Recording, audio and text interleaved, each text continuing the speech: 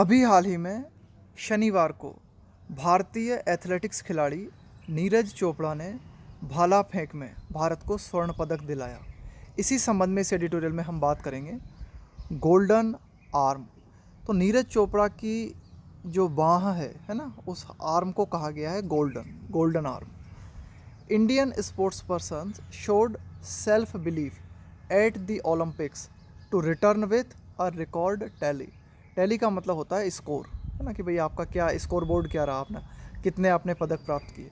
तो Indian sports person कि भाई जो भारतीय खिलाड़ी हैं उन्होंने अपना आत्मविश्वास दिखाया कहाँ पर, ओलंपिक्स में। और वे लौटे किस चीज़ के साथ लौटे, विद अ रिकॉर्ड टैली, है ना, कि भाई अब तक जो भारत का रिकॉर्ड रहा है ना ओलंपिक जीतने का, है ना, उसमें उन्होंने एक नया कीर्तिमान स्थापित किया। India took on a golden globe.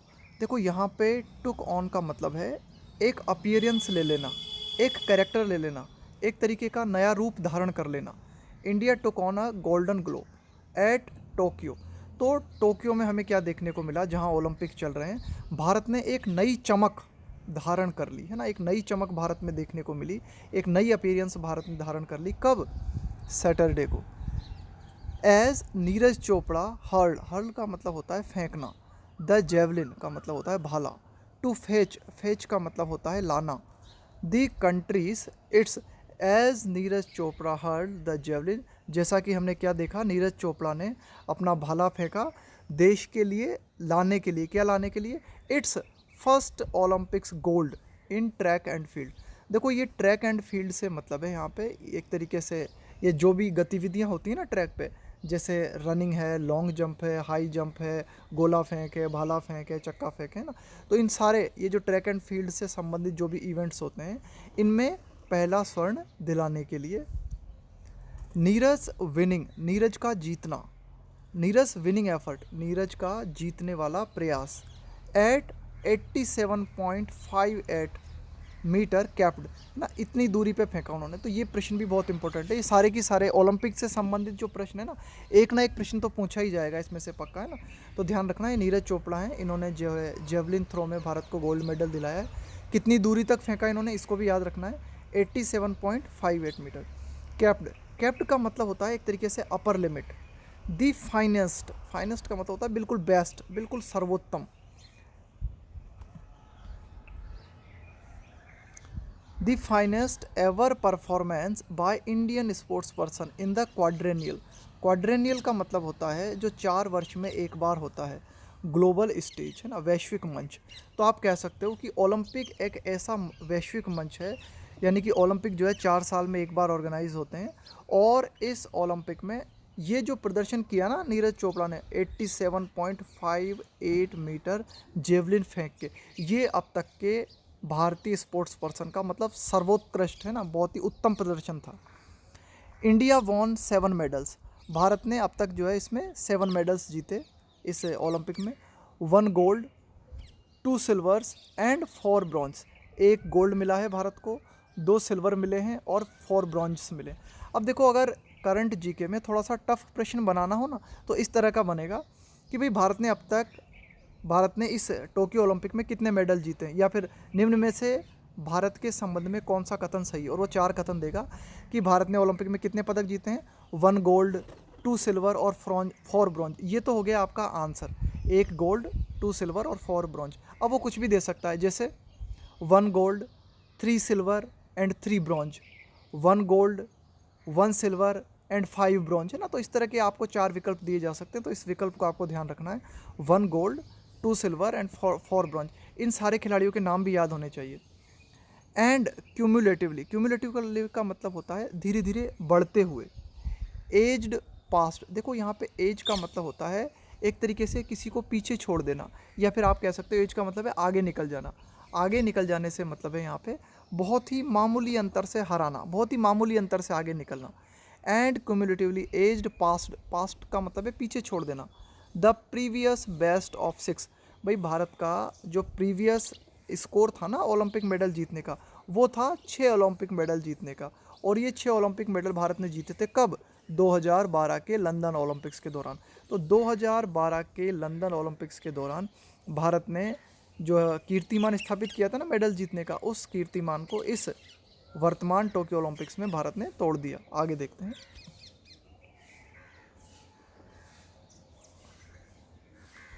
For a country, एक ऐसे देश के लिए, भारत के लिए कहा गया है, for a country resigned to. देखो जब भी आप किसी चीज़ के लिए बोलते हो ना रिजाइन टू समथिंग, इसका मतलब होता है किसी चीज़ को स्वीकार कर लेना कि भाई ऐसा तो होगा ही। तो इस देश के बारे में हम ये कह सकते हैं भारत के संबंध में कि भारत ने लगभग ये स्वीकार कर लिया है कि भाई हमें थोड़े बहुत पदक मिलेंगे, मिल गए तो भाग्य किस्मत भरोसे है ना। Design to a meagre, meagre का मतलब है कम मात्रा, यील्ड का मतलब है प्राप्ति, है ना। और none eight the Olympics since it डेवट, डेवट का मतलब है जब आप किसी चीज़ में शुरुआत करते हो, आप किसी चीज़ में प्रवेश करते हो। इन 1900, ये भी याद रखना है ना प्रश्न कि भाई भारत ने ओलंपिक में कब से जो है भाग लेना शुरू किया। तो 1900 1900 से जब से भारत ने जो है ओलंपिक में अपनी शुरुआत की, तब से एक तरीके से भारत जो है ना ये स्वीकार करता ही रहा है, मतलब ये मान के चला है भारत कि भाई या तो बहुत ही कम प्राप्ति होगी मेडल की या फिर मिलेंगे ही नहीं। तो इस लिहाज से अगर हम देखें ना, ये एक ऐसा देश रहा है ना। द लेटेस्ट एडिशन, तो ये जो रिसेंट, एक तरीके से आप कह सकते हो कि ये जो रिसेंट ओलंपिक का संस्करण था, was laden with. Laden with का मतलब होता है भरे हुए होना, लदे हुए होना। राइचस का मतलब है संपदा, यहाँ संपदा से मतलब है मेडल्स। तो ये जो अभी हाल ही में जो ओलंपिक हुआ टोक्यो में, तो ये एक ऐसा संस्करण था जो भारत के लिए एक तरीके से मेडल्स से भरा हुआ था, मेडल्स से लदा हुआ था। एट 23, है ना, 23 साल की उम्र में, Neeraj has the world at his feet, दुनिया नीरज के कदमों में है। And the skies to aim for, और बहुत ही विशाल आकाश उनके सामने है जिसको पाने के लिए वे आगे कोशिश कर सकते हैं।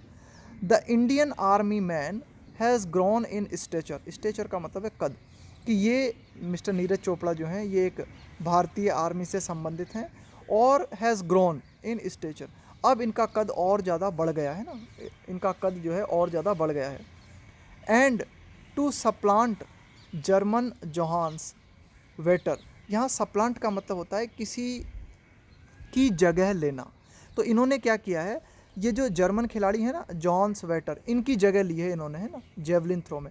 अनटिल नाउ, अब तक, until now the world's best javelin thrower, अब तक ये वर्ल्ड के बेस्ट जेवलिन थ्रोअर माने जाते थे। कौन? जर्मन खिलाड़ी जॉन्स वेटर। तो उसकी जगह ली है किन्होंने? नीरज चोपड़ा ने। वाज, तो ऐसा करना मतलब उनको हराना और अपने कद को बढ़ाना।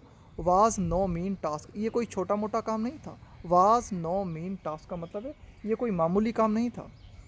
Neeraj golden tryst was special, कि भाई नीरज ने, ट्रायस्ट का मतलब होता है एक तरीके की मीटिंग, खास करके इस ट्रायस्ट शब्द का हम प्रयोग करते हैं जो दो लवर्स होते हैं ना उनके बीच जो सीक्रेट मीटिंग होती है उसको हम बोलते हैं ट्रायस्ट, है ना। वैसे और मीटिंग को भी हम बोल सकते हैं एक तरीके का मिलन, एक तरीके का अरेंजमेंट। तो ये जो एक तरीके से गोल्ड मेडल से नीरज चोपड़ा की जो मुलाकात हुई है ना, गोल्ड मेडल से नीरज चोपड़ा का जो मिलन हुआ, तो Neeraj golden tryst was special at many levels, तो कई स्तर पर हम कह सकते हैं कि ये बहुत ही विशेष था। क्यों?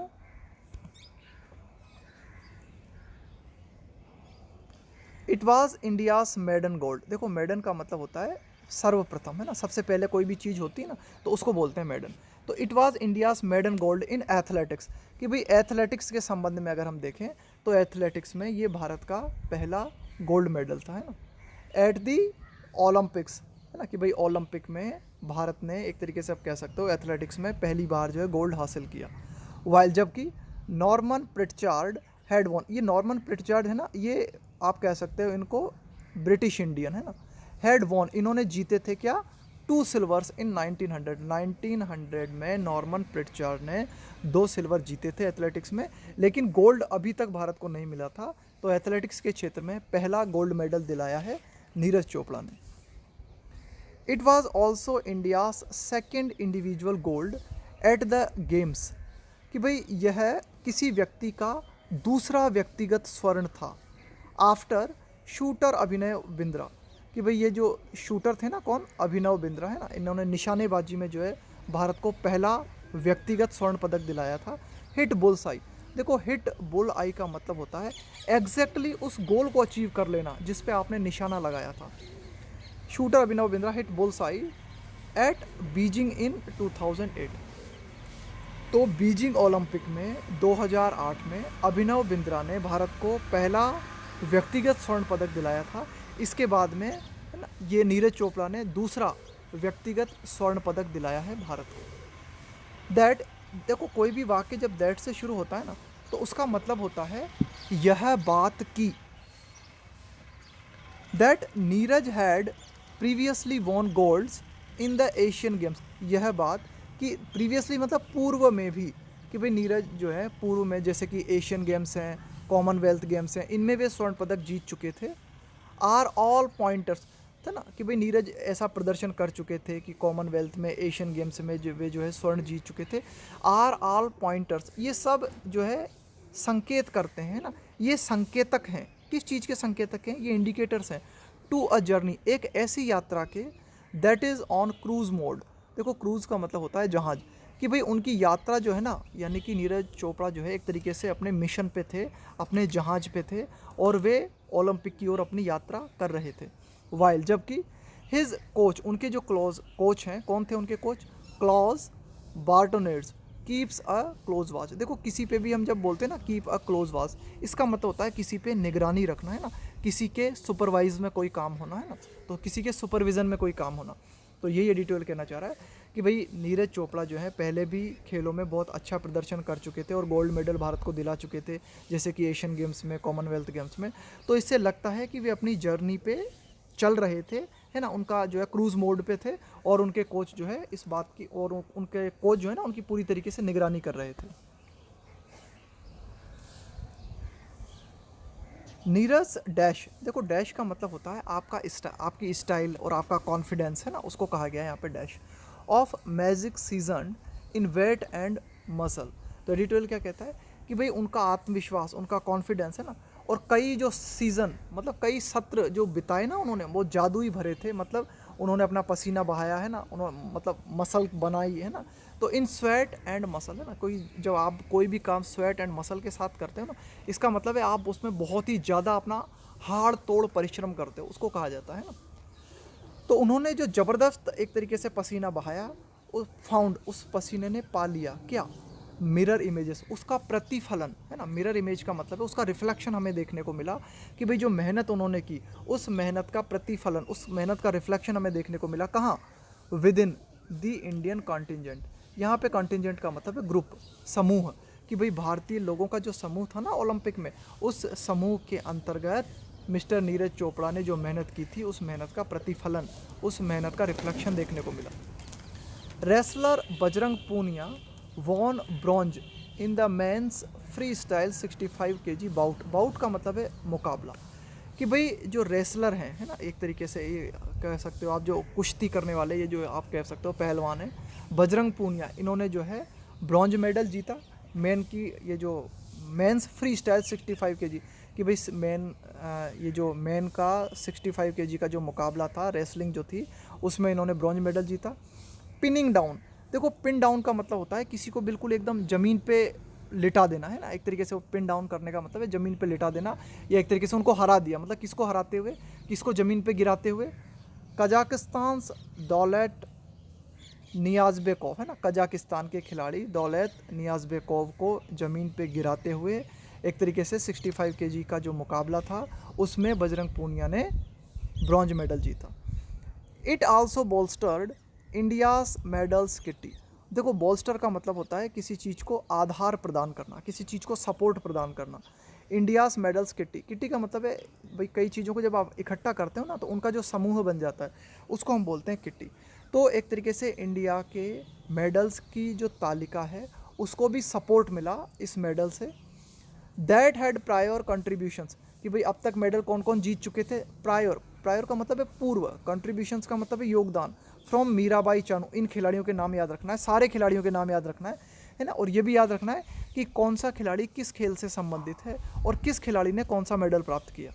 Mirabai Chanu, Lovlina Borgohain, Ravi Kumar Dahiya, PV Sindhu and the men's hockey team. तो ये एडिटोरियल कहना चाह रहा है कि पूर्व में इन लोगों ने हमें मेडल दिलाए थे इस रिसेंट ओलंपिक में। कौन कौन ने? मीराबाई चानू ने, लवलीना बोरगोहेन ने, रवि कुमार दाहिया ने, पीवी सिंधु ने, और मैन की हॉकी टीम ने। क्यों मैंने रिपीट किया ये 2 बार नाम? जितनी बार आप रिपीट करोगे ना उतना आपके माइंड में सेट हो जाएगा ये बहुत अच्छी तरीके से, है ना। तो इनको एक बार फिर बोलें और देखें इनमें कि भाई कौन सा खिलाड़ी किस खेल से संबंधित है और किसने कौन सा मेडल दिलाया। वाट स्टूड आउट, देखो स्टैंड आउट है ना, स्टैंड आउट का मतलब होता है बिल्कुल एकदम क्लियर कट खड़े होना, है ना, एकदम कुछ अलग कोई विशेष बात होना, है ना, कुछ विशेषता होना। तो वाट स्टूड आउट वाज, कि भाई एक अलग जो विशेषता हमें दिखाई दी वो क्या थी? Was the Indian contingents belief, कि भाई भारतीय दल जो था ना, कंटिजेंट का मतलब मैंने बताया आपको ग्रुप, दल, उसका विश्वास, कि भारतीय जो दल था जो ओलंपिक में भाग ले रहा था उसका विश्वास, दैट दे कैन कॉम्पीट, है ना, उनका विश्वास क्या था कि भाई वे जो है एक तरीके से कॉम्पीट कर सकते हैं, फाइट कर सकते हैं, प्रतिस्पर्धा कर सकते हैं ऑन लेवल टर्स, है ना, बिल्कुल मुकाबले बराबरी के साथ जो है वे मुकाबला कर सकते हैं। विद किसके साथ?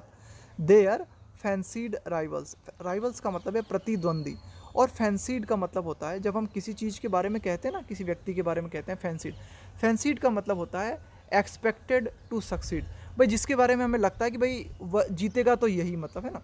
तो यानी कि भारतीय खिलाड़ियों के जो प्रतिद्वंदी थे उनके बारे में ऐसा एक्सपेक्टेशंस था कि भाई जीतेंगे तो वही, लेकिन उनको बड़ा ही मुकाबले का, है ना, बड़ी कड़ी टक्कर दी भारतीय खिलाड़ियों ने, है ना। तो यही एडिटोरियल कहना चाह रहा है कि भाई इस ओलंपिक के दौरान जो एक अलग बात निकल के सामने आई वो ये थी कि भारतीय जो दल था उसका ये विश्वास कि वे बिल्कुल बराबरी के साथ जो है टक्कर दे सकते हैं, किनको? उनके प्रतिद्वंदियों को, है ना, उन प्रतिद्वंदियों को जिनके बारे में ऐसे एक्सपेक्टेशंस थे कि भाई जीतेंगे तो यही। It showed in Aditi Ashok's golfing endeavour, endeavour का मतलब है एफर्ट, प्रयास, कि भाई ऐसा ही प्रयास हमें दिखाई दिया इन अदिति अशोक। अब ये अदिति अशोक के बारे में भी ध्यान में रखना, ये एक गोल्फर हैं, गोल्फ की खिलाड़ी हैं ये, एज, है ना, तो उन्होंने भी बहुत ज़बरदस्त, एज शी केम टेंटलाइजिंगली, देखो टेंटलाइजिंगली का मतलब होता है इन एन एक्साइटेड वे, बहुत ही उत्तेजित तरीके से, मतलब कोई चीज़ आपको पूरी तरीके से ललचा दे, आपको ऐसा लगे हुआ हुआ हुआ हुआ, अरे यार रह गया रह गया रह गया, है ना, उसको बोलते हैं टेंटलाइजिंगली। तो मतलब इन्होंने भी कुछ ऐसी परिस्थिति निर्मित की, इतना अच्छा इन्होंने प्रदर्शन किया कि लगा, हमें करीब करीब लगा कि ये भी मेडल दिला पाएंगे, लेकिन वो मेडल रह गया।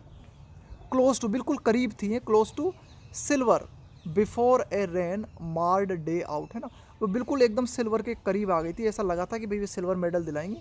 बिफोर ए क्या हुआ? रेन मार, देखो मार का मतलब होता है किसी चीज़ को बिगाड़ देना, रेन मार्ड डे आउट का मतलब है यहाँ पे कि वह दिन जो कि बारिश ने ख़राब कर दिया, है ना। एट द ग्रीन्स का मतलब है यहाँ पे, ग्रीन्स का मतलब है यहाँ पे मैदान। अनडिड, अनडिड का मतलब है किए को अनकिया कर देना, अनडिड का मतलब होता है किए को अनकिया कर देना, ना, किए किराए पे पानी फेर देना, है ना। तो एक तरीके से ये जो बरसात का दिन था उसने उनकी एक तरीके से कह सकते हो कि उनकी मेहनत जो है बेकार चली गई। हर रिदम, उनकी रिदम को तोड़ दिया, यानी कि उनका जो परफॉर्मेंस चल रहा था ना बहुत ज़बरदस्त। देखो क्या होता है कि कभी कभी क्या है, खिलाड़ी बहुत ज़बरदस्त परफॉर्मेंस में आ जाता है और वही परफॉर्मेंस चला रहे ना, तो एक तरीके से हो सकता है हम मैच जीत जाएं, लेकिन अगर आपको 1 घंटे का रेस्ट दे दिया जाए तो हो सकता है फिर आपके प्रदर्शन में कमी आ जाए। तो वही हुआ कि उनकी रिदम टूट गई, उनकी लय या ताल टूट गई। एंड द बेंगलोरियन, और ये कहाँ की हैं अदिति अशोक? बेंगलोर की हैं ये। Finished at the 4th spot, spot का मतलब है स्थान, और उनको जो है 4थे स्थान पर जो है संतोष करना पड़ा, है ना, 3रे स्थान पर भी वे ना आ सकें। When the curtains were lowered on the latest Olympics on Sunday, देखो क्या लिखा हुआ है, कर्टेंस वर लोअर, पर्दा गिरा दिया गया। पर्दा गिरा दिया गया का मतलब है जैसे कि आपका स्टेज पे आप कुछ देख रहे हो, है ना, नाटक खत्म हो गया, पर्दा गिर गया, ओलंपिक खत्म हो गया, समाप्ति हो गई, है ना, तो उसके लिए कहा गया कर्टेंस वर लोअर, कि भाई जब पर्दे गिराए गए, मतलब एक तरीके से समाप्ति की गई। कब? ऑन द लेटेस्ट ओलंपिक, कि भाई ये जो लेटेस्ट ओलंपिक्स हैं रविवार को इनकी समाप्ति हुई। द इंडिया स्टोरी, तो भारत की स्टोरी की अगर हम बात करें कि भाई भारत का जो है क्या प्रदर्शन रहा इसमें, ना, वाज लार्जली ड्रिवन, ड्रिवन का मतलब है चालित होना, है ना, वाज ड्रिवन बाय नीरज। तो आप कह सकते हो कि भारत की जो स्टोरी थी, है ना, उसमें बहुत ही खतरनाक जो मुकाम बनाया वो बनाया नीरज चोपड़ा ने, ना। और क्या क्या हमें देखने को मिला? ठीक है, नीरज चोपड़ा ने भी बहुत ज़बरदस्त, इसके अलावा और क्या क्या हमें देखने को मिला? हॉकी रेनेसा, रेनेसा का मतलब है पुनर्जागरण। भाई 1980 के बाद से भारत ने जो है हॉकी में कोई मेडल ही नहीं जीता था, तो एक तरीके से हॉकी का पुनर्जागरण हमें देखने को मिला इस रिसेंट ओलंपिक में। और क्या क्या देखने को मिला? एंड वीमेन पावर, है ना, कई सारी जो है हमारी महिला खिलाड़ी हैं जिन्होंने पदक जीते, तो एक तरीके से आप कह सकते हो कि महिलाओं की ताकत भी नज़र आई। While shooting proved underwhelming, underwhelming का मतलब है कि भाई उतना अच्छा प्रदर्शन नहीं रहा, मतलब एक्सपेक्टेशन के अनुरूप नहीं रहा, है ना, कि ये जो शूटिंग है इसमें जो है भारत का प्रदर्शन अच्छा नहीं रहा, है ना। अमॉन्ग द रेस्ट, अन्य क्षेत्रों की अगर हम बात करें, इट वाज स्टेटस को। स्टेटस को का मतलब होता है यथा स्थिति, है ना, यथा स्थिति। एज भाई अन्य की बात अगर हम करें ना, तो जो अक्सर रहता है प्रदर्शन वही रहा कि भाई अमेरिका जो है ना, अमेरिका और चाइना जो कि अक्सर टॉप पे रहते हैं तो वो टॉप पे बने रहे, है ना। As the United States of America and China led का मतलब है प्रतिनिधित्व करना, है ना, टॉप पे रहना। Led the medals tally, tally का मतलब है score, with host Japan and Great Britain following. तो यही अमेरिका और चाइना जो है आप कह सकते हो कि नंबर 1 पे रहे। इसके बाद में जो है मेजबान जापान, और इसके बाद में ग्रेट ब्रिटेन। और इंडिया की कौन सी रैंकिंग थी? While India was placed 48 in the table, Bharat की रैंकिंग थी 48वीं। उसेन बोल्ट्स स्टार डस्ट, देखो स्टार डस्ट का मतलब होता है आपका करिश्मा, है ना, एक तरीके से आपका जादू, करिश्मा। Usain Bolt's star dust was missed, भाई उसेन बोल्ट जो है ना, वे एक तरीके से आप कह सकते हो कि ओलंपिक से जो है संन्यास ले चुके हैं। तो उसेन बोल्ट हमें इस ओलंपिक में देखने को नहीं मिले, तो उनकी जो है आप कह सकते हो कि मौजूदगी को मिस किया गया कि भाई वे होते तो और भी ज़बरदस्त होता है ना, तो उनका न होना इसे मिस किया गया। बट लेकिन जमैकास एलैन थॉमसन हेरा, जमैका की एक और खिलाड़ी हैं एलैन थॉमसन हेरा, एडेड जेस्ट, है ना, जेस्ट का मतलब है एक तरीके से आप कह सकते हो कि दिलचस्पी ला देना खेल में, है ना, एडेड जेस्ट, है ना। तो जमैका की जो खिलाड़ी हैं एलन थॉमसन, इन्होंने क्या किया, बड़ी ही दिलचस्पी ला दी और एक तरीके से काफ़ी हद तक उसेन बोल्ट की कमी जो है उन्होंने पूरी की, while setting a new Olympic record, एक नया ओलंपिक रिकॉर्ड सेट करते हुए of 10.61 seconds in the women's 100 metre, women's 100 metre sprint. Sprint का मतलब है एक बहुत ही फर्राटा दौड़ जो होती है ना, उसको बोलते हैं स्प्रिंट। तो महिलाओं की 100 मीटर की जो दौड़ होती है उसमें 10.61 का एक नया कीर्तिमान स्थापित किया जमैका की एलन थॉमसन ने। इसको भी पूछा जा सकता है करंट में, है ना। दी पेंडेमिक डिलेड दी गेम्स, कि भाई ये जो पेंडेमिक का मतलब है वैश्विक महामारी, है ना। The pandemic delayed the games, कि भाई इस वैश्विक महामारी ने क्या किया, ओलंपिक गेम्स को जो है इसको डिले कर दिया, देरी हो गई इसमें, है ना, 1 साल की देरी, है ना, delayed by a year. But it marches on, march on का मतलब होता है आगे बढ़ना, अनहिंडर्ड मतलब बिना किसी बाधा के, वाइल, लेकिन एडिटोरियल कहता है कि भाई ठीक है 1 साल की देरी हो गई लेकिन फिर भी ओलंपिक जो है बिना किसी बाधा के आगे बढ़ रहा है। हमने किसी तरह से जो है 2021 का ओलंपिक संपन्न कराया और अब आगे भी होगा। वाइल जबकि the fans look forward to का मतलब है आगे की ओर देखना, और अब जो फैंस हैं ओलंपिक से उनकी नज़रें आगे टिकी हुई हैं, किस ओर टिकी हुई हैं उनकी नज़रें, दी 2024 वर्जन्स एट पेरिस, कि भाई पेरिस में 2024 में अगला ओलंपिक होना है, तो इस ओलंपिक पे फैंस जो है अपनी नज़रें टिकाए हुए हैं।